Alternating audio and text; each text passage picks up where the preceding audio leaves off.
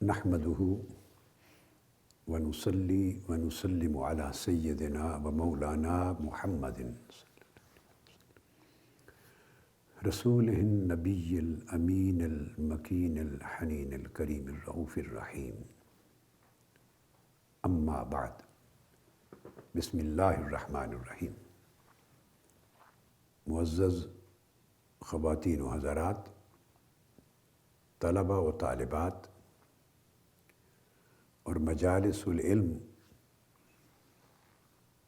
کے ذریعے پوری دنیا کے سامعین و سامعات، ناظرین و ناظرات اور اسی طرح جملہ مشائخ، علماء کرام، اساتذہ اور اہل علم و دانش، الحمدللہ تعالی ہم نے پچھلی نشست بھی ضرورت مذہب اور وجود باری تعالیٰ کے موضوع پر مکمل کی۔ یہ موضوع ابھی جاری ہے اور اس کے بہت سے گوشے اور دلائل کے بہت سے پہلو ابھی ترتیب کے ساتھ آگے آنا باقی ہیں۔ ابھی تک ہم مغربی فلسفے کی تاریخ کے مختلف ادوار کا جائزہ لے رہے ہیں۔ پچھلی نشست میں ہم نے ختم کیا پری سوکریٹک پیریڈ کو، اور پری سوکریٹک پیریڈ میں جتنے قابل ذکر نام تھے ان میں سے بیشتر کو ہم نے بیان کیا۔ بیبیلونین سویلائزیشن یعنی میسوپوٹیمیا اور بابل سے لے کر مصر اور ایجپشین سویلائزیشن تک، اور وہاں سے یونان اور گریک سویلائزیشن تک، اور ہم نے پچھلی 2 نشستوں میں سقراط سے قبل کے زمانے کو کور کیا۔ یہ پری سوکریٹک ایج ہے، اور اس سے قبل 2 نشستوں میں ہم سقراط، افلاطون اور ارسطو کو پہلے ہی ڈسکس کر چکے تھے، یعنی سوکریٹس، پلیٹو اور ارسطوٹل، انہیں پہلے ڈسکس کر لیا تھا، اور یہی وہ نام ہیں جو اینشنٹ ویسٹرن فلسفی کے بانی تصور ہوتے ہیں، یعنی مغربی فلسفہ کا جو قدیم دور ہے، قدیم یونانی دور، اس کے بانی یہی 3 افراد ہیں۔ بعد ازاں پھر مجھے خیال آیا کہ آگے بڑھنے سے قبل سقراط سے پہلے کا زمانہ بھی ڈسکس کر لیں، ضرورت مذہب اور وجود باری تعالیٰ کے حوالے سے اس سے قبل کے فلسفوں میں کیا افکار و نظریات تھے، اور اس کے قبل کے جو زمانے تھے ان کے معاشروں میں کیا افکار و نظریات تھے۔ تو ہمیں ہر جگہ ایک حقیقت وجود مذہب کی بھی یکساں نظر آئی، اور وجود باری تعالیٰ پر اعتقاد کی بنیادی حقیقت بھی ہر جگہ مشترک نظر آئی، اور یہ چیز اسٹیبلش ہو گئی کہ زمانہ قدیم سے، جب سے انسانی تاریخ کا علم ہے انسان کو، وہاں سے لے کر جس دور تک ہم ڈسکشن کو لے آئے ہیں وہاں تک کسی زمانے میں، کسی دور میں، کسی تہذیب میں، کسی خطۂ ارضی میں اور کسی معاشرے میں مذہب کا انکار کہیں نہیں ملتا۔ گویا یہ زمانہ قدیم سے انسان کی فطرت میں، خلقت میں، سرشت میں یہ موجود ہے، اور انسانی معاشروں کا ہمیشہ سے اس پر اجماع ہے، یہ متواترات میں سے ہے، اور انسان کا جو اجتماعی ضمیر ہے وہ ہمیشہ اس کا اقرار کرتا چلا رہا ہے۔ ہاں، شکلیں مختلف رہیں، آپ اسلام میں دیکھتے ہیں تو مذہب کی شکل ایک اور ہے، توحید پر اور رسالت پر مبنی۔ آپ انڈیا چلے جاتے ہیں تو وہاں بھی مذہب موجود ہے، مگر وہ الہامی مذہب نہیں ہے، مذاہب نہیں ہیں۔ وہاں ان کے اپنے اوتار ہیں، ان کی اپنی کتابیں ہیں، ان کی ویدیں ہیں، ان کے اپنشد ہیں، تو ان کے اپنی اپنی تعلیمات ہیں۔ وہ مذہب میں بلیو کرتے ہیں، وہ اپنے طریقے سے پوجا پاٹ کرتے ہیں، عبادت کرتے ہیں، ان کے اعتقادات ہیں، مگر ان کا بعد از موت بھی ان کا ایک عقیدہ ہے، خواہ وہ آواگون ہو، روح کا پلٹ پلٹ کر جونی چکر ہے، مختلف جسموں میں آ جانا۔ اب یہ پہلو اختلاف کے ہیں دنیا کے مذاہب کے مابین، اور اسی طرح پھر وہاں بدھ مت بھی ہے، وہاں جین مت بھی ہے، اور لیٹسٹ ڈیولپمنٹ میں پھر سکھ مذہب شروع ہوا۔ تو مذاہب ہیں، مذہب کا انکار نہیں ہے۔ تو یہی تاریخ مسیحیت سے قبل بھی یہی تھی، یہ نہیں کہ مسیحیت نے انٹروڈیوس کروایا مذہب کا تعلق، نہیں، تصور۔ اس سے قبل سے یہودیت تھی، تو یہودیت میں تو تھا، مگر قبل از یہودیت بھی یہی تھا کہ خدا کے وجود پر مکمل اجماع تھا تمام انسانی معاشروں کا۔ اور اس سے قبل، جیسے میں نے آپ کو عرض کیا کہ موسیٰ علیہ السلام تو بہت بعد میں مبعوث ہوئے، اس سے قبل مصر کا زمانہ ہے، اور اس سے قبل پھر نمرود کا اور بیبیلونین کا، بابل کا زمانہ ہے، اور اس سے قبل پھر پری ہسٹورک پیریڈ ہے، جس کا کوئی ریکارڈ کسی کے پاس نہیں ہے۔ مگر یہ شواہد اس بات کے لیے بین ثبوت ہیں کہ پری ہسٹورک پیریڈ سے، جب سے انسان زمین پر ہے، تب سے خدا کے وجود پر ایمان، خدا کے وجود پر عقیدہ، اور مذہب کی ضرورت اور نیسیسٹی پر عقیدہ، یہ تسلسل سے چلا آ رہا ہے۔ اس کا کبھی انسان نے انکار نہیں کیا۔ اور کل ہم نے بات یہاں پر بھی ختم کی، پیتھاگورس کو ڈسکس کرتے ہوئے۔ پیتھاگورس کو اردو میں اب پاکستان میں جب پڑھتے ہیں میتھمیٹکس وغیرہ، حساب اور جیومیٹری، تو اس میں فیثاغورس کا لفظ ہم پڑھا کرتے تھے اسکولوں میں، فیثاغورس۔ تو یہ پیتھاگورس کے زمانے تک ڈسکس کر کے میں نے اسٹیبلش کیا کہ ہر دور میں میتھمیٹکس، حساب یا جیومیٹری، اسی طرح آسٹرانومی یا سائنس، اسی طرح فلسفہ، فلسفی، یہ سارے جا کر مذہب کے ساتھ مل جاتے ہیں، اور کہیں ایک چینل میں بھی ضرورت مذہب کا بھی انکار نہیں ہے، روحانیت کا بھی انکار نہیں ہے، حیات بعد الموت کا بھی انکار نہیں ہے، وجود باری تعالیٰ کا بھی انکار نہیں ہے، ہر جگہ اقرار ہے۔ اب ہم چونکہ سقراطک پیریڈ، سقراط سے لے کے افلاطون، ارسطو تک کا پہلے کور کر چکے تھے، اور سقراط سے قبل کا زمانہ ہم نے پچھلی 2 نشستوں میں کور کر لیا۔ اب ہم ارسطوٹل کے بعد چلتے ہیں، سقراط، افلاطون اور ارسطو کے بعد کا زمانہ آگے۔ یہ زمانہ ہیلینسٹک ورلڈ کا ہے، ہیلینسٹک پیریڈ کہلاتا ہے۔ یہ اب فلسفہ، تہذیب اور سائنس اور علم و فکر گویا بابل کے دور سے نکل کر، پھر وہ مصر کے دور سے نکل کر یونان کے دور میں داخل ہو چکا ہوا ہے۔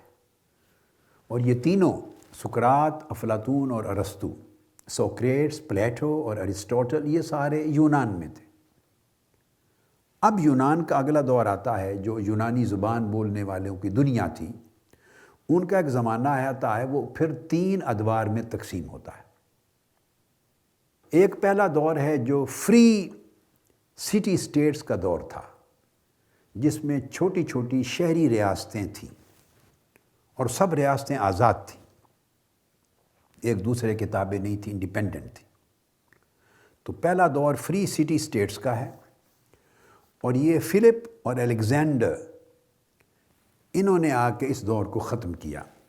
وہ ریاستیں ضم ہوتی گئیں، فتوحات کا دور ہوا، تو پھر وہ بڑی ریاست میں تبدیل ہو گئیں۔ فلپ اور الیگزینڈر کے آنے سے یہ دور ختم ہوا۔ دوسرا دور آتا ہے میسیڈونین ڈومینیشن کا، پھر میسیڈونیا کا دور آ گیا،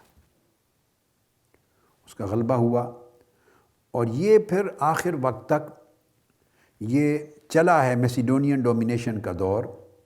اور جب رومن انیکسیشن ہو گئی ہے، اس کے ساتھ رومن ملا ہے، روم اور ایجپٹ کے ساتھ رومن انیکسیشن، ایجپٹ کی، مصر کی، تو یہ دوسرا دور میسیڈونین پیریڈ ختم ہوا ہے۔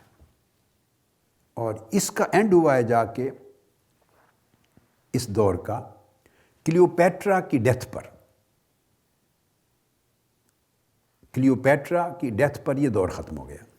اس کے بعد فائنلی رومن امپائر کا دور آیا ہے. رومن امپائر یہ تیسرا دور تھا.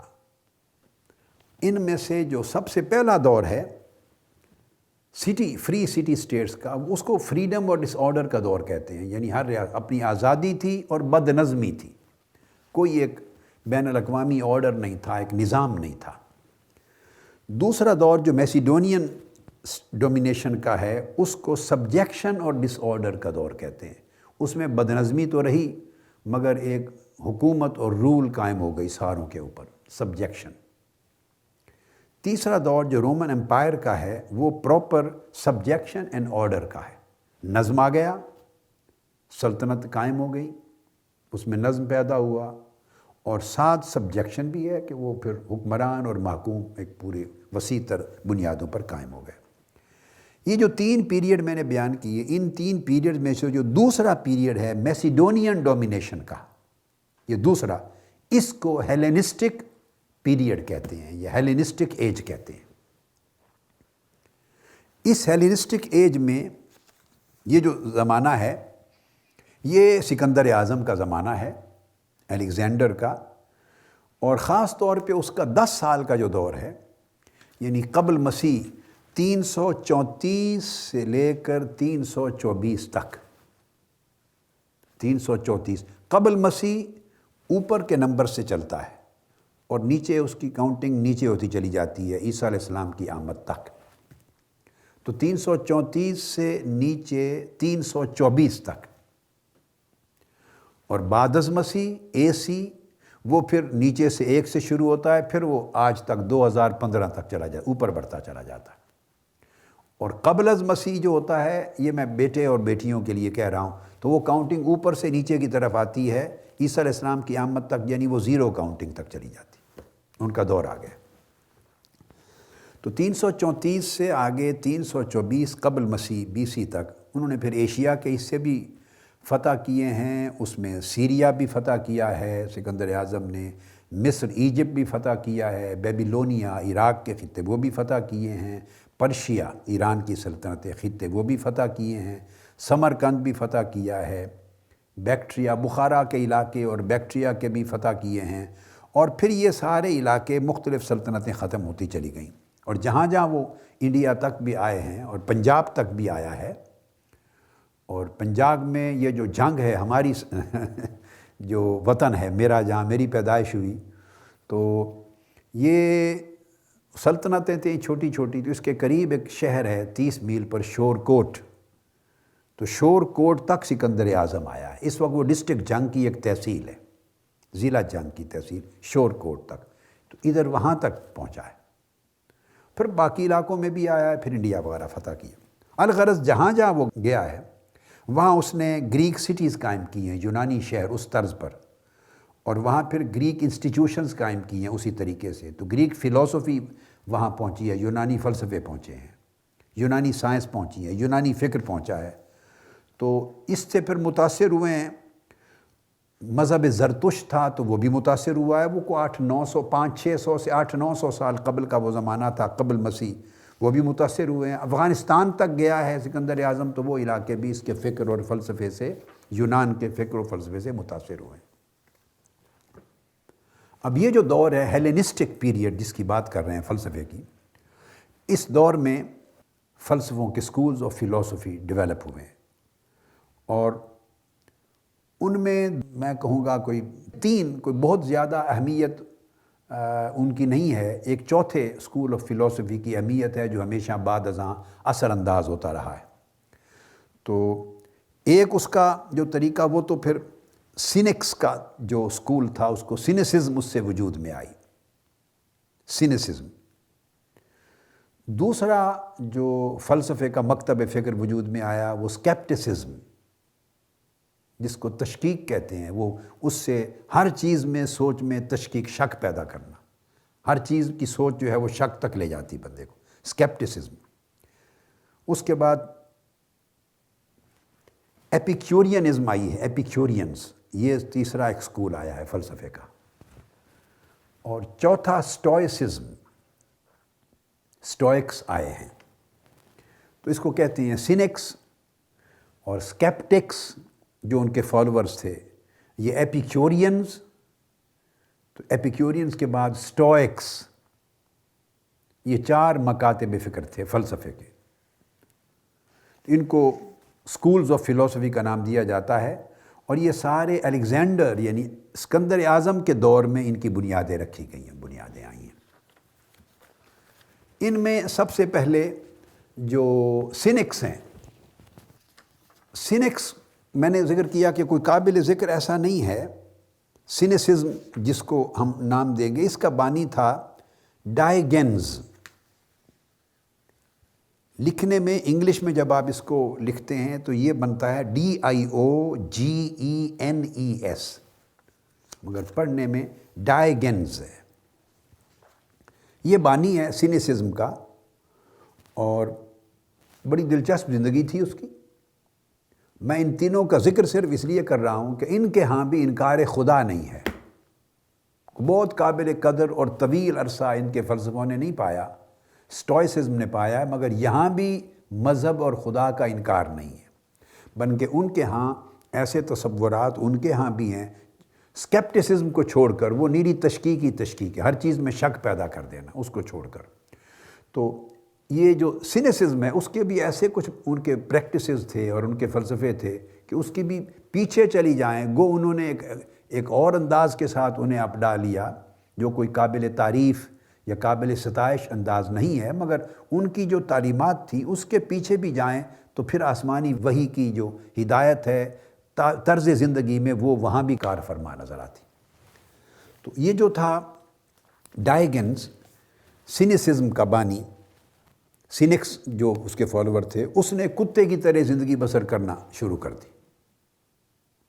سادگی کو نیچر کی طرف چلے گئے، وہ نیچر کی طرف، قدرتی زندگی کی طرف، اور اس نے کتے کی طرف زندگی بسر کرنا شروع کر دی.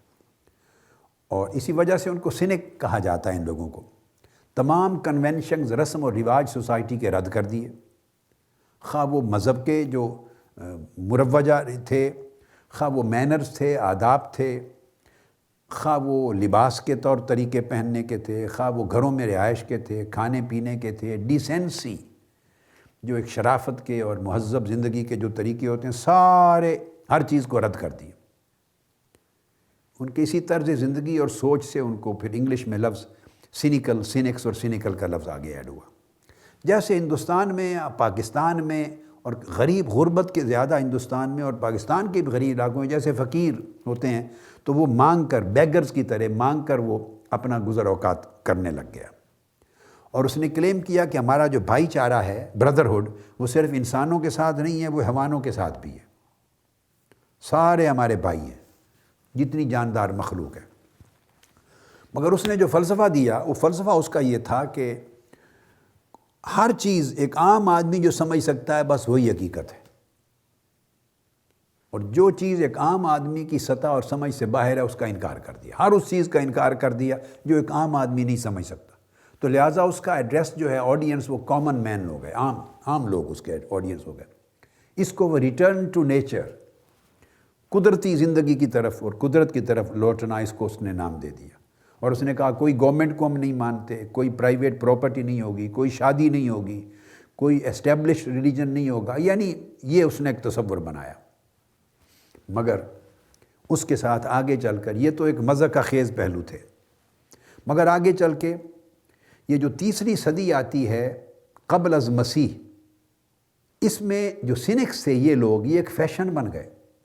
اب یہاں میں یہ بات کہنا چاہتا ہوں کہ بڑے بڑے مذاق خیز تصورات بھی کسی وقت میں ایک علاقے میں، خاص طور پہ الیگزینڈریا میں، اسکندریہ جو مصر کا علاقہ ہے، اسکندریہ، تو بعض اوقات مذاق خیز تصورات ایسا روپ دھار لیتے ہیں کہ وہ فیشن اور سٹائل بن جاتے ہیں، اور وہ سمجھتے ہیں کہ یہ ایک نیا فیشن ہے. لہٰذا ہر بات جو کوئی کہہ رہا ہے، نوجوان نسل، میرے بیٹے بیٹیاں، ہمارے بھائی بہنیں، طلباء طالبات، ہر چیز جو نئی کوئی ایجاد ہو جائے، کوئی کر دے، اس کو فیشن کے طور پہ نہیں اڈاپٹ کر لینا چاہیے. وہ ایک نیا سٹائل نہیں ہوتا، وہ درست نہیں ہے کہ وہ کسی نے کر دی تو وہ درست ہے۔ 50 مرتبہ آپ نے زندگی میں دیکھا لباس کی وضاقتہ بدلی ہے آپ نے، بچے بچیوں نے پینٹ اور جو ٹراؤزر ہیں یا پاجامے کسی اور طرز کے ہوتے تھے، پھر کسی اور طرز کے آ گئے، پھر فلیپرز آ گئے، پھر وہ اوپر سے کھلے، درمیان سے تنگ، نیچے سے کھلے۔ ایک زمانہ آپ نے تو شاید آپ میں سے بہت سے چھوٹی عمر میں ہوں گے، شاید وہ دور بھی نہیں دیکھا، ہم نے تو وہ دور بھی دیکھا ہے۔ پھر وہ برابر ہو گئے، پھر اس کے بعد وہ تنگ ہونا شروع ہو گئے، سکینی سٹائل سے ہو گئے، پھر تھوڑے کھل گئے۔ یعنی یہ ہر دور میں آپ نے یہ بدلے ہیں۔ اس طرح لباس میں، قمیض میں، فراق ہیں، جو لانگ شرٹس ہیں، ٹاپ، وہ بدلتے رہے ہیں۔ مطلب ہے لوگ فالو کرتے ہیں لوگوں، اور یہ کون کرتا ہے؟ جن کے اپنے اندر پرسسٹنسی نہیں ہوتی، اپنے فکر میں، اپنے علم میں، اپنے عقیدے میں، اپنی تھاٹ میں، اپنے کردار میں خود استقامت نہیں ہوتی، اندر ایک کانفیڈنس نہیں ہوتا، خود ایک پختگی نہیں ہوتی، اور وہ پختگی اپنی شخصیت پر بھی نہیں ہوتی، اپنے فکر اور اپنی سوچ پر بھی نہیں ہوتی، اپنے طرز عمل پہ نہیں ہوتی، اپنی طرز زندگی میں نہیں ہوتی۔ تو جب وہ اپنے بود و باش اور طرز لباس میں نہیں ہوتی تو مذہب میں کے معاملے میں کیا ہوگی؟ وہ بالکل اس طرح خشک کٹے ہوئے پتوں کی طرح، جدھر کی ہوا چلی ادھر اڑ جاتے ہیں پتے۔ بس اس سے یہ جو میں طویل لیکچرز کی سیریز، میں 2-3 لیکچرز میں بھی موضوع ختم کر سکتا تھا، ضرورت مذہب اور وجود باری تعالیٰ، لیکن میں نے سمجھا کہ شاید اس دور کا نوجوان نسل کے لیے سب سے زیادہ اور اہم ترین سبجیکٹ یہ ہے، اس پر میں میکسیمم ٹائم دوں گا۔ اور مجھے علم ہے انشاءاللہ تعالیٰ کہ دنیا بھر میں مشرق سے مغرب تک لاکھوں میں نہیں، ملینز میں نہیں، کروڑوں کی تعداد میں متذبذب اور متزلزل بچے بچیاں، میرے بیٹے بیٹیاں، وہ اپنے عقیدے میں انشاءاللہ پختہ ہو جائیں گے، پلٹ کر عقیدے کی طرف آ جائیں گے، نظریے سے نکل جائیں گے۔ نظریہ اور عقیدہ، اس میں فرق ہی یہی ہوتا ہے۔ نظریہ نظر سے ہے تو اس میں اونچ نیچ ہوتی ہے، اس میں مغالطے ہوتے ہیں، اس میں تبدیلی، فکر اور نظر تبدیلیاں ہوتی رہتی ہیں، اپس اینڈ ڈاؤنز آتے رہتے ہیں۔ عقیدہ عقد سے ہے، جیسے گانٹھ باندھ دیتے ہیں آپ، اس میں پختگی آ جاتی۔ جب آپ میں ایسی پختگی آ جاتی ہے کہ آپ لرز نہیں سکتے، جھول نہیں رہتی آپ کے اندر، اور آپ میں مضبوطی آ جاتی، استحکام آ جاتا ہے، وثوق آ جاتا ہے، تو اس کو عقیدہ کہتے ہیں۔ میں انشاءاللہ اللہ رب العزت کی بارگاہ میں امید کرتا ہوں، اور میں اس پر اس لیے زور دے رہا ہوں، اور کئی لیکچرز کی سیریز بنا دی ہے میں نے، اس لیے زور دے رہا ہوں کہ بہت سوں کو، لاکھوں کروڑوں نوجوانوں کو، چونکہ انگلش اس کی ٹرانسلیٹریشن بھی ساتھ ہو رہی ہے، تو اللہ پاک نے اگر زندگی دی، صحت دی، اور یہ سیریز ختم ہو گئی تو میں اس حصے کو، یہ جو پورا ضرورت مذہب ہے، اس پر میں انگلش میں بھی انشاءاللہ، اگر اللہ نے چاہا، صحت نے اجازت دی اور میرے اوقات اور میری مصروفیات اور کام کی نوعیتوں نے کچھ وقت مجھے اجازت دے دی، تو شاید میں انگلش میں ریپیٹ کروں گا کسی وقت، نہیں تو یہی انگلش میں ٹرانسلیٹ ہو جائے گا، ٹرانسلیٹریٹ بھی ہو رہا ہے انگلش میں بھی، عربی میں بھی۔ یہ ضرورت عالم عجم، عالم عرب، شرق سے غرب تک ہر ایک کو، آج کی نوجوان نسلوں کو ہے، علماء کو بھی ہے، اساتذہ کو ہے، والدین کو، ہر ایک کی ضرورت ہے۔ تو بتا یہ رہا تھا کہ یہ فیشن ایک ہوا ہوتی ہے، ہوا جب چلتی ہے، یاد رکھنا، درختوں کو اکھاڑ کے نہیں لے جاتی، کیونکہ درخت جمے ہوئے ہوتے ہیں، اور اس کے ساتھ جڑی ہوئی برانچز ہوں، شاخیں ہوں، ان کو بھی نہ تنوں کو لے جاتی ہے، نہ جڑی ہوئی شاخوں کو توڑ کے لے جاتی ہے۔ جو جتنا مضبوطی سے اپنے اصل کے ساتھ جڑا ہوا ہوتا ہے، بڑی بڑی تیز آندھیاں بھی اس کو کاٹ کے نہیں لے جاتی۔ عقیدہ جتنا پختہ ہوتا ہے، اعتماد اور کانفیڈنس اور یقین جتنا پختہ ہوتا ہے، وہ ہوائیں اور آندھیاں اس کا کچھ نہیں بگاڑتی، اس کو اٹھا کے نہیں لے جاتی۔ اٹھا کے کن کو لے جاتی ہیں؟ فیشن کی ہوائیں، جن کے اندر خود اعتمادی نہیں ہوتی۔ بھئی یہ وہ فیشن ہوتا ہے۔ بس جیسی بات چلی، رو چلی، ٹی وی میں باتیں سنی، بعض فلموں میں سنی، ڈراموں میں سنی، ٹاک شوز میں سنی، اور پھر پاکستان میں تو سارا ساتھ انڈیا سے اثر آتا ہے سوچ بچار کا، بالی ووڈ سے آ جاتے ہیں سارے فیشن، تو اس کے پیروکار بن جاتے ہیں آپ۔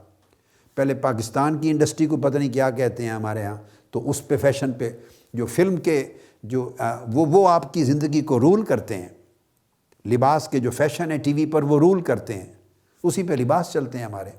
تو ہماری اپنی شخصیت میں اپنی کوئی چوائس نہیں ہے، اپنی پسند اور ناپسند نہیں ہے۔ کیوں؟ کہ سیلف کانفیڈنس لوز ہو گیا ہے ہماری شخصیتوں کا، اعتماد نہیں رہا، خود اپنے اندر یقین نہیں رہا، اپنے اوپر یقین نہیں رہا، اپنے فکر پر، اپنی سوچ پر، اپنی تہذیب پر، اپنی ثقافت پر جب کسی شے پہ زور نہیں رہا اعتماد اور یقین، تو اسی طرح مذہب کا بھی حال ہوا ہے۔ اس کو تو انفورسمنٹ دینے والا ہی کوئی نہیں تھا، اسٹرینگدن بھی نہیں کیا جا رہا تھا۔ انشاءاللہ یہ سیریز کریں گی تو یہ ہماری خود فقدان ہے اعتماد کا، خود اعتمادی کا فقدان ہے۔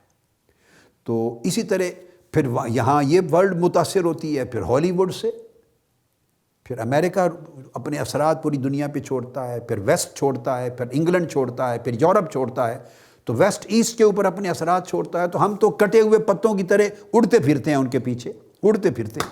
یہ بات آقا علیہ السلام نے فرمائی تھی، یہ وقت آئے گا کہ مسلمان بس اڑتے پھریں گے، فالو کریں گے دوسرے لوگوں کو، دوسروں کے طور طریقوں کو۔ تو صحابہ کرام نے پوچھا یا رسول اللہ کیا مسلمانوں کی تعداد کم؟ فرمایا وہ حملہ آور ہوں گے، تمہیں نوچ کھائیں گے، کاٹ کھائیں گے، اور تم ان کے پیچھے پھرو گے۔ عرض کیا یا رسول اللہ کیا مسلمان کم ہوں گے؟ فرمایا نہیں، ہوں گے بہت زیادہ، عدد میں بہت زیادہ ہوں گے، مگر جاگ کی طرح، کٹے پتوں کی طرح، تنکوں کی طرح ہوں گے، ان کی اپنی حیثیت کوئی نہیں ہوگی۔ لہٰذا نوجوان نسل کو پلٹ کر اپنی اصل اور جڑ کی طرف آنا ہے، اپنے اندر اعتماد بلڈ اپ کرنا ہے، اپنے دین و مذہب پر، اپنے عقیدہ پر، اپنی تہذیب و ثقافت پر، اپنے فکر پر، اپنے وجود پر، اپنے ہونے پر، اور جو آپ تعلیم آپ کے پاس تسلسل سے 1400 برس سے آ رہی ہے اس کے درست ہونے پر۔ تو فیشن یہ ہے، فیشن اسی طرح کی بولیاں شروع کر دی، اسی طرح کے لباس، اسی طرح کے لب و لہجے، اسی طرح کی جسمانی حرکتیں، تو یعنی اس طرح بھی کرنے لگ جاتے ہیں کہ امتیاز کرنا مشکل ہو جاتا ہے کہ ہیں کیا، میل ہیں فیمیل ہیں، کیا ہیں۔ یہ سب خود اعتمادی کا فقدان ہے۔ تو وہ کیا کرتے تھے، سینیکلز جو تھے، سینکس، وہ پھر چھوٹے چھوٹے لیکچر پبلش کرتے تھے، خطبات، چھوٹے چھوٹے پیمفلٹ تو زمانے آف کورس کم تھے، لیکچر کرتے تھے، اور وہ پھر یہ بیان کرتے تھے کہ بغیر میٹیریل پوزیشن کے، مال دولت اور دنیا کے وسائل کے بغیر زندگی آسودگی سے کیسی گزار سکتے ہیں، سادہ کھانے سے زندگی کیسی گزاری جا سکتی ہے آسودگی کے ساتھ۔ اب یہ جو تصور بیسیکلی سادگی تھا، جس کو خراب کر دیا، جس کا حلیہ بگاڑ دیا سینکس نے، مگر یہ سادگی کا تصور، سمپلسٹی، بنیادی طور پہ یہ انبیاء علیہ السلام کی تعلیم سے اور ان کے اسوہ و سیرت ہی سے آیا تھا۔ اس کے بعد یہ دور ختم ہوا، سمیٹا گیا، چونکہ یہ تو آگے چلنے والی چیز نہیں، یہ سودا تو بکنے والا اتنا نہیں تھا، ختم ہو گیا۔ اس کے بعد دوسرا دور آیا، وہ اسکیپٹسزم کا۔ اب اسکیپٹسزم یہ دور تشکیک ہے، یعنی ایسا انداز فکر اور اس طرح کا فلسفہ کہ ہر چیز کو جب سوچیں تو وہ اینڈ آپ کی شک میں ہو جائے، جو یقین پہلے تھا وہ بھی گیا۔ اسکیپٹسزم میں یہ ڈاکٹرن جب آ گیا تو اس کا بانی تھا پائرو اس کا بانی تھا اسکیپٹسزم کا، اور وہ الیگزینڈر یعنی اسکندر اعظم کی آرمی میں ایک سپاہی بھی تھا، اس کے ساتھ تھا، انگیج تھا، اور اس کے ساتھ فتوحات کی پوری کمپین میں انڈیا تک بھی آیا، تو گویا اس نے ورلڈ وائڈ ٹریول کیا۔ چونکہ پائرو نے بڑا سفر کیا اسکندر اعظم کے ساتھ، تو پوری دنیا میں مختلف مذاہب دیکھے، ان کا مطالعہ کیا، مختلف بانیان مذاہب کی تعلیمات دیکھی، بکس دیکھی، لٹریچر دیکھے، فلسفے دیکھے، تصورات دیکھے، نظریات دیکھے، تو ساری دنیا میں گھوم پھر کے تو اس نے فلسفہ تشکیک ایجاد کرنا تھا، اور کیا کرتا، فلسفہ تشکیک۔ اب یہاں میں ایک ذاتی واقعہ، مجھے کچھ بیٹوں نے کہا تھا، میں ہالینڈ میں تھا اور انگلینڈ میں، تو ہالینڈ اور انگلینڈ میں ہمارے جو بچے منہاج القرآن یوتھ لیگ کے نوجوان، ان میں سے بعضوں نے کہا تھا، مجھے لکھ کے بھی بھیجا کہ خاص طور پہ یورپ سے، کہ کبھی کبھار اپنے لیکچر کے دوران اپنی ذاتی زندگی کے کچھ واقعات جہاں ریلیونٹ آئے تو وہ کوٹ کر کے ضرور بتائیں، تاکہ ہم اس سے اور روشنی حاصل کریں، رہنمائی حاصل کریں۔ تو یہ پریکٹیکل جب گائیڈنس ملتی ہے ایونٹس کے ساتھ، تو وہ پھر انہوں نے کہا کہ اس سے ہمیں ایک بڑی انسپریشن ملتی۔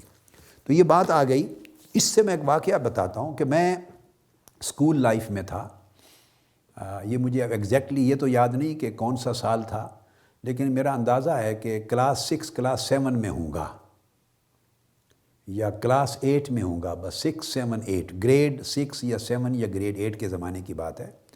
Sacred heart school English school تھا جہاں میری اسکولنگ ہوئی، جہاں پڑھتا تھا جنگ میں. تو یہ کیتھولک مشنری اسکول تھا. یورپین جو کیتھولک مشن تھے وہ کھولتے تھے اسکول. تو ایک اسکول لاہور میں کھلا تھا، ایک فیصل آباد میں، اور ایک جنگ میں. وہاں اسکولنگ ہوئی میری. اس زمانے کی بات ہے تو میں مختلف مذاہب کی کتابیں اسٹڈی کرتا تھا. تقابلی مطالعہ مختلف مذاہب کا، ادیان کا، مختلف مسالک کا، یہ میرا اس وقت ذوق تھا. ایک تصوف بہت ذوق تھا، اسپریچولزم، مسٹسزم. تو میں تصوف کی کتابیں اولیاء کرام کی، صوفیاء کرام کی، اس بہت چھوٹی عمر میں بڑی کثرت سے پڑھتا تھا. اور ایک ادیان اور مذاہب اور مسالک کا تقابلی مطالعہ، کمپیریٹیو اسٹڈی. تو میرے والد گرامی حضرت فرید ملت ڈاکٹر فرید الدین قادری رحمۃ اللہ تعالیٰ علیہ، ان کا یہ معمول تھا. تو کمرے میں جو میرا بیڈ روم تھا، اس زمانے بھی میرے پاس 2 الماریاں تھیں جو کتابوں سے بھری ہوئی تھیں. یعنی میں آپ کو گریڈ 7 یا 8 کے زمانے کی بات بتا رہا ہوں. تو پروبیبلی آپ عمر کا اندازہ کر سکتے ہیں، کوئی 1962-63 کے قریب کا زمانہ ہوگا. تو کتابیں تھیں. تو میرے والد گرامی رحمۃ اللہ تعالیٰ علیہ، ان کا معمول تھا کہ وہ آف اینڈ آن ہفتے بعد، 10 دن بعد، 15 دن بعد میرے کمرے میں آ کے تو میری کتب کی الماریاں دیکھتے تھے. اب ان کو یہ تو شک نہیں تھا، کیونکہ میرا تو یہ ذوق نہیں تھا کہ میں کوئی ناول پڑھتا ہوں گا یا کوئی افسانے پڑھتا ہوں گا جو بیکار چیزیں ہیں. یہ تو کوئی پاسیبلٹی نہیں تھی نا، یہ میرا ذوق ہی نہیں تھا. شروع میں میں نے پوری زندگی میں کوئی ناول نہیں پڑھا. یہ آپ کی اطلاع کے لیے، پوری لائف میں، بچپن سے لے کے آج کے دن تک جو آپ سے گفتگو کر رہا ہوں، میں نے زندگی میں ایک ناول بھی نہیں پڑھا کسی دور میں. تو میرا یہ ذوق نہیں رہا، یعنی ڈیولپ نہیں ہوئی زندگی اس رخ پہ. تو یہ ان کو معلوم تھا. وہ دیکھتے تھے کتابیں. ڈیفینیٹلی میرا جو ذوق ہے اس وقت بھی علمی ذوق ہے، روحانی ذوق ہے. تو اس میں تقابل ادیان، تقابل مذاہب اور تقابل مسالک میں کون کون سی کتابیں. تو اسلام پر بھی ہوتی تھی، کرسچینٹی کی کتابیں بھی ہوتی تھیں. میں لے آتا تھا، بکلیٹس ہوتے تھے چھوٹے چھوٹے، وہ بھی لاتا تھا. اور دیگر مسالک کی مختلف مکاتب فکر جو مسلمانوں کے ہیں پاکستان اور انڈیا کے، تو ان کی کتب بھی ہوتی تھی میرے پاس پڑھی ہوئی. تو میں چھوٹی عمر میں مطالعہ کرتا تھا. اس زمانے میں میرے والد گرامی رحمۃ اللہ تعالیٰ علیہ وہ کتابیں اٹھا لیتے تھے، جو کمپیریٹیو اسٹڈی آف ریلیجنس کی کتابیں تھیں، تصوف کی نہیں، روحانیت کی نہیں، وہ برقرار رہتی تھی. جو تقابلی مطالعے کی کتابیں تھیں، مذاہب کی اور مسالک کی، وہ اٹھا لیتے تھے اور مجھے فرماتے تھے کہ بیٹے، یہ تقابل ادیان، تقابل مذاہب یا تقابل مسالک پر مبنی یہ کتابیں پڑھنے کا ابھی وقت نہیں ہے آپ کا. ابھی وہ عمر نہیں آئی، وہ زمانہ نہیں آیا جب آپ اس سبجیکٹ کو پڑھنے کے قابل ہوں گے. یہ قبل از وقت ہے. تو وہ اٹھا لیتے تھے. تو خیر میں 2-3 بار ایسا ہوا تو میں نے ان سے جب پوچھا تو انہوں نے فرمایا، پھر میں نے چھوڑ دیا. انہوں نے فرمایا کہ دیکھیے، ابھی آپ کو خود اپنی سٹڈیز کو کمپلیٹ کرنا ہے، دین کو سمجھنا ہے، اپنے عقیدے کو مضبوط اور مستحکم کرنا ہے. ابھی آپ کو اپنے عقیدے اور دین اسلام کے اساسیات کے علم کو مضبوط کرنا ہے. ابھی آپ کی بگننگ ہے. اور یہی زمانہ تھا جب میں نے درسیات کو شروع کیا 1961-62. یہی 10 سال کی عمر میں نے درسیات شروع کی. صرف، نحو کی اور عربی ادب کی کتابیں، پھر اس کے بعد منطق کی کتابیں، پھر اس میں فقہ کی، اصول الفقہ کی، یہ کتابیں اسی زمانے میں شروع کی، اور عربی ادب کی زیادہ تر. تو پھر جب 2 سال کے میں قابل ہو گیا پڑھنے کے بعد، تو پھر 1963 میں مدینہ طیبہ جب حاضری ہوئی، اور پھر وہاں مدرسۃ العلوم الشرعیہ، پھر وہاں تعلیم ہوئی. تو فرمایا بیٹے، ابھی آپ اپنے عقیدے اور مذہب کو، دین کو پڑھیں گے، اساسیات کو پڑھیں گے، اس کے علم کی بنیادی ضروریات کو پورا کریں گے. پھر آپ پر کلیئرٹی ہوگی اپنے عقائد کی، دینی احکام کی، شریعت کے احکام کی، ان کی حکمتوں کی. جو سوالات ابھریں گے ان کے جوابات ملیں گے. آپ کو جب اپنے اندر ایک اعتماد پیدا ہو جائے گا اپنے دین پر، اپنے عقیدے پر، اپنے مذہب پر، اور پھر کلیئرٹی ہوتی چلی جائے گی، پھر ایک اگلی سٹیج آئے گی کہ جب جو اس پر اعتراض کریں گے تو ان کے اعتراضات میں کتنا وزن ہے، اور آپ کو ان کا کیا رد آتا ہے، کتنا جواب آتا ہے. کہیں ان کے اعتراضات سے آپ ہل تو نہیں جاتے. تو کتنی پختگی آپ کے علم میں آئے گی، کتنی گہرائی آئے گی، کتنی گہرائی آئے گی، کتنا اعتماد آئے گا۔ جب یہ پوزیشن آ جائے گی، پھر ایک سٹیج آئے گی کہ جس سٹیج پر آپ کو آپ کے فکر پر، نظریے پر، عقیدے پر اور آپ کے مذہب پر ہونے والے اعتراض سنتے ہی سمجھ آ جائے گی کہ یہ اعتراض بالکل بے بنیاد ہے، بالکل خالی ہے، اس کے اندر کوئی حیثیت نہیں ہے، اور اس سے کہیں زیادہ وزنی دلائل آپ کے پاس اسے رد کرنے کے لیے ہوں گے۔ سنتے ہی آپ کے پاس بالکل ایک سیریز آ جائے گی دلائل کی، جواب کی۔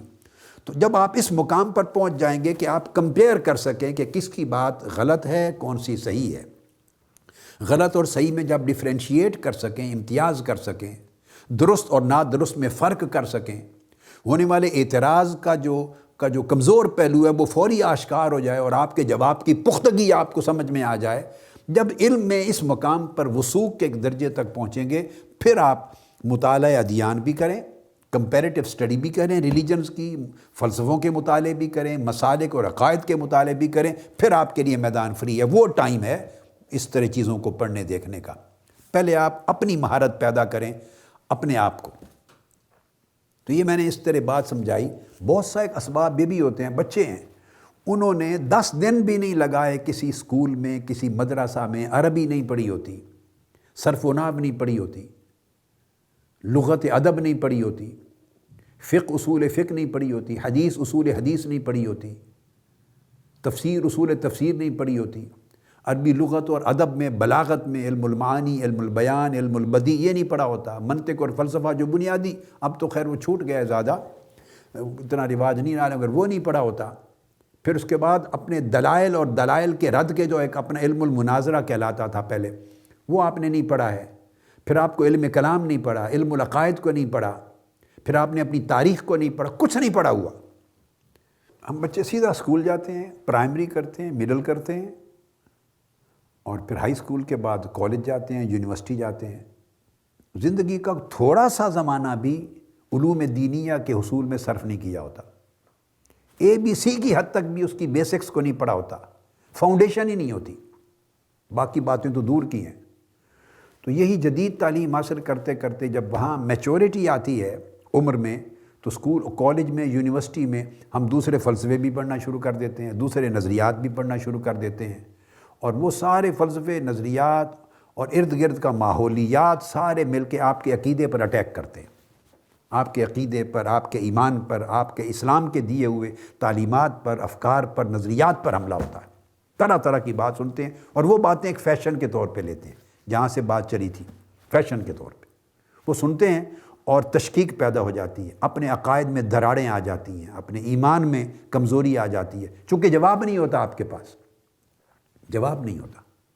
لہٰذا اعتراض جو مختلف طرف سے آپ کمپیریٹیو سٹڈی کرتے ہوئے جو کچھ فلسفے سنتے ہیں، نظریات سنتے ہیں، وہ چونکہ لکھنے والے علم میں آپ سے زیادہ طاقتور ہیں، مضبوط ہیں، اونچے درجے کے ہیں، صاف ظاہر ہے۔ جب آپ جس کو پڑھ رہے ہیں اس کا علم زیادہ ہے آپ سے، تو وہ اپنی بات کو زیادہ بہتر دلیل اور قوت کے ساتھ پیش کرے گا، بیٹر ڈیمونسٹریٹ کر رہا ہے، بیٹر پریزنٹ کر رہا ہے آپ کے سامنے، دلائل کے ساتھ کر رہا ہے، اور آپ کے پاس اتنا علم نہیں ہے جتنا اس رائٹر کا ہے، اتنا علم نہیں ہے جتنا اس عالم کا یا اسکالر کا ہے جو آپ کے سامنے بیان کر رہا ہے، اتنا علم نہیں ہے جس کا فلسفہ یا جس کی تحریر و تقریر آپ پڑھ رہے ہیں یا سن رہے ہیں، تو آپ کمزور اینڈ پر ہیں، کمزور پوزیشن پہ ہیں، آپ اپنے عقیدے کو ڈیفینڈ نہیں کر سکتے، اس کے اعتراض کے کھوکھلے پن کو بھی سمجھ نہیں سکتے، اس کے اعتراض کے اندر کیا کیا غلطیاں ہیں، کوتاہیاں ہیں، وہ بھی سمجھ نہیں سکتے، اس کا اعتراض کچھ اصولوں پر، فاؤنڈیشنل پرنسپل پہ بھی بیس کرتا ہے یا ہوائی ہے، صرف ہوائی ہے اعتراض، وہ بھی نہیں پتہ آپ کو، آپ نے رد کس طرح کرنا ہے۔ نتیجہ یہ ہے کہ آپ ایک ایسے میدان میں چلے جاتے ہیں کھیلنے کے لیے جو کھیل سیکھا ہی نہیں آپ نے۔ اگر ہم کرکٹ کھیلنے لگ جائیں، مثلا آپ سامعین بیٹھے ہیں، یا میری ہی لے لیں مثال کے طور پہ، یا ہاکی کھیلنے لگ جائیں، کرکٹ کھیلنے لگ جائیں، میں کرکٹر نہیں ہوں، تو ایک فاسٹ بالر جب بال کرائے گا تو اڑ ہی جاؤں گا نا، میں وکٹ پہ زیرو پر اڑ جاؤں گا، تو اس طرح ہم زیرو پہ اڑ جاتے ہیں۔ ہاں، فٹ بال میں کھیلتا رہا ہوں اپنی زندگی میں، کالج لائف تک، یونیورسٹی تک فٹ بال کھیلا ہوں، اس پہ زیرو پہ نہیں اڑ سکتا میں، بے شک مجھے چھوڑے ہوئے 40 سال بھی گزر گئے ہوں زندگی کے، لیکن فٹ بال مجھے آتا ہے۔ تو جو کھیل نہیں آتا، میں اس کھیل میں اگر کودوں گا تو اپنا نقصان کروں گا۔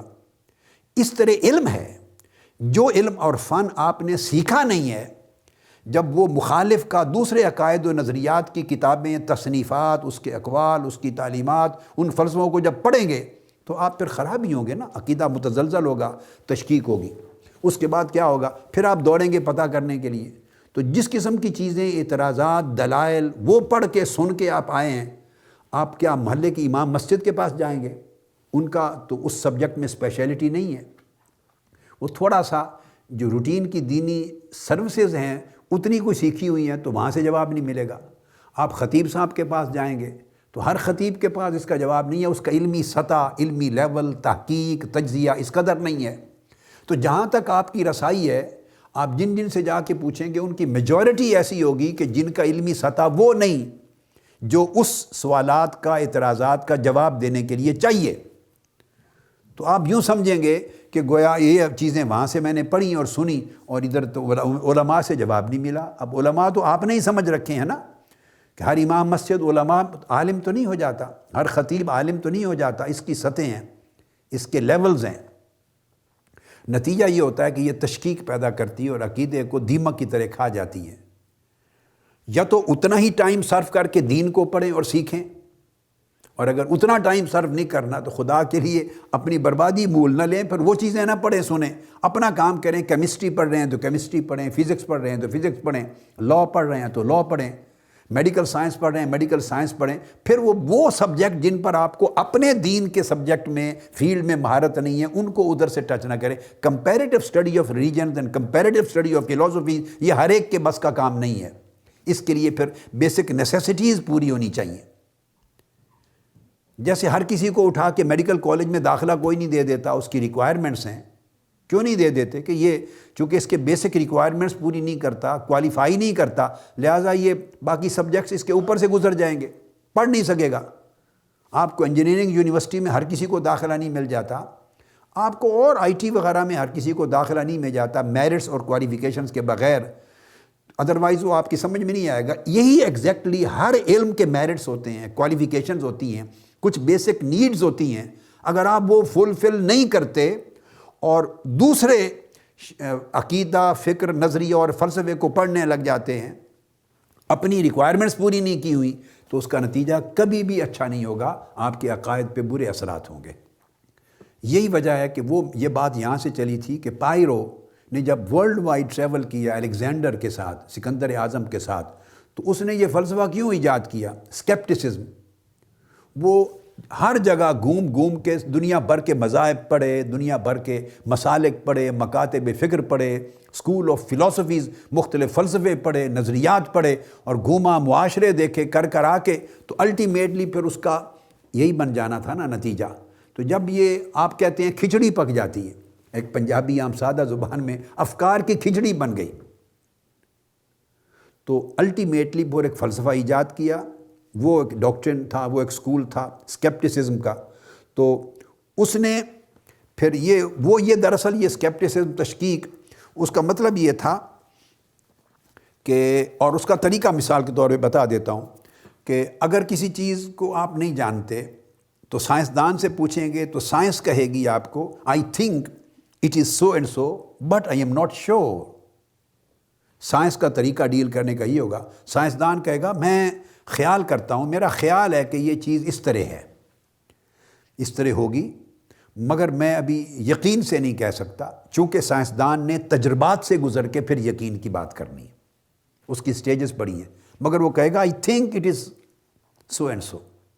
اچھا، اگر آپ یہ چیز کسی انٹلیکچوئل کیوروسٹی رکھنے والے شخص سے پوچھیں گے جو ایک محقق ہے، جس علم کی جستجو ہے، جائز جستجو ہے، وہ کہے گا I don't know how it is but I hope to find out. مجھے نہیں پتا کہ یہ کس طرح ہے، لیکن میں اس کوشش میں لگا ہوا ہوں، تحقیق میں، جستجو میں انشاءاللہ امید ہے کہ میں اس کے نتیجے تک پہنچ جاؤں گا۔ تو آپ نے دیکھا دونوں کی بات میں، سائنٹسٹ کی بات میں بھی ہوپ تھی، اور محقق اور جو فلسفی ہے یا محقق جستجو کرنے والا، اس کی بات میں بھی ہوپ تھی۔ تو یہ پازیٹیوٹی ہوتی ہے، ہوپ۔ اور علم کا صحیح سمت میں ارتقاء ہوپ کے ساتھ ہوتا ہے، اگر راستہ کوئی بھٹک نہ جائے تو ہوپ اس کے اندر پازیٹیو تھنکنگ ضروری ہوتی ہے۔ مگر جو اسکیپٹکس تو یہ جب اسکیپٹسزم وجود میں آئی تو ان کے جو لوگوں کو اسکیپٹکس کہتے تھے، یہ تشکیک پیدا کرنے والے متشککین، تو اب اس کے پاس اگر جا کے پوچھیں تو وہ کہے گا nobody knows it and nobody can ever know it. چونکہ وہ سوچ کے اس کی سوچ نے ایسے انداز وضع کر لی ہیں کہ ہر چیز میں شک نکالتا ہے اور کسی چیز اور کسی سوچ میں حتمی نتیجے پر نہیں پہنچتا، یا یہ وہ ہمیشہ اس کے مابین لا الہ الا ولا الہ الا مذبذبین بین ذالک، وہ تذبذب میں رہتا ہے، تشکیک میں رہتا ہے. وہ کہتا ہے nobody knows it، میں کیا بتاؤں، کوئی نہیں جانتا اس کو. اور پھر کہتا ہے nobody can ever know it، کوئی شخص اس کو کبھی جان ہی نہیں سکتا. تو گویا جاننا حقائق کا کامل ادراک اس کے نزدیک ناممکن ہے. تو جب یہ چیز، جس چیز کو آپ نے ناممکن کہہ دیا تو لا محالہ وہ آپ کو کسی صحیح معرفت پر علم تک نہیں پہنچائے گا. تو یہ 3 ادوار تھے ہیلینسٹک پیریڈ کے، جس کو میں نے کہا سینیسزم اور اسکیپٹسزم، اور پھر ایک دور آیا ایپیکیورینزم. اب ایپیکیورینزم ایک جو تیسرا دور تھا، یہ بھی کوئی یعنی ایسا بہت نہیں تھا جس کا کوئی زیادہ، یہ مکسچر تھا انہی چیزوں کا.